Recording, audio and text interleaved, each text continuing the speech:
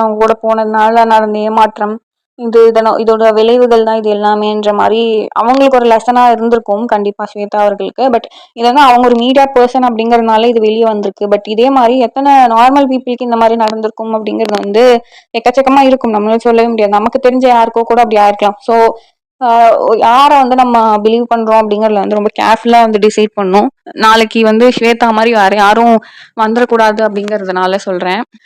Like literally இந்த மாதிரி stories நிறைய நம்ம சோஷியல் மீடியால பாக்குற பீப்புளுமே நிறைய இருந்திருக்கு. எக்ஸாம்பிளுக்கு நம்ம ஆஷ்மிதா மேக் ஓவர் ஆர்டிஸ்ட்ரி அவங்களோட ஸ்டோரி எடுத்தாலுமே விஷ்ணு அவர்கள் எப்படி ஆஃப்டர் எவ்வளோ 10 to 12 years மேரேஜுக்கு அப்புறமும் எப்படி அவங்க இந்த மாதிரி ஒரு அபியூசிவான ஒரு இதுல இருந்திருக்காங்க அப்படிங்கிறது அவங்க அப்லோட் பண்ண நிறைய வீடியோஸ்லயுமே அப்படி பேசியிருப்பாங்க விஷ்ணு.